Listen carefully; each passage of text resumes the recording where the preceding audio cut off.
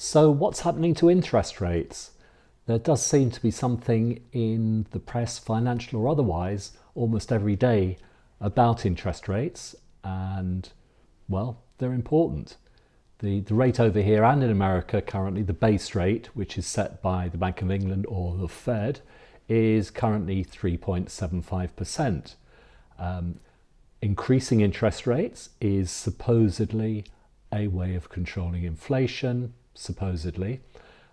Reducing them, a way to boost the economy because businesses can borrow more cheaply, we can all borrow more cheaply, they can employ more people, we can spend more. That should make everything grow, but also potentially increase inflation, which means interest rates have to go up again. You get the picture. Which way are they going at the moment? Well, in America, inflation's up. There's been a war in Iran. There have been tariffs, surprise, surprise. And employment is weak, as they call it.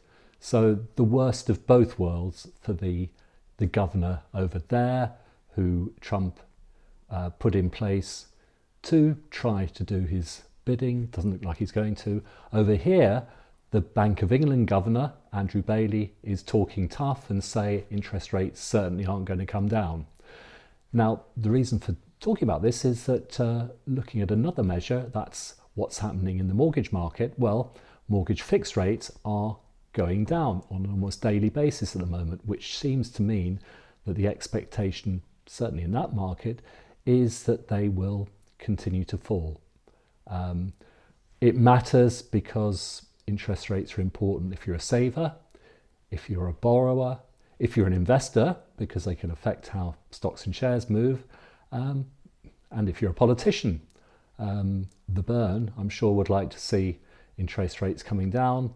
It does give a short-term boost very often to both popularity and prosperity. That can be a double-edged sword because things can change very quickly and you get all the inflation back. And very low interest rates, as we've seen, actually don't do much good for the people who will need to benefit. The last few years of very low interest rates running up until, well, 4 or 5 years ago, benefited the rich far more than those at the other end. It's a mess. Who knows? Not much we can do about it, but worth watching this place.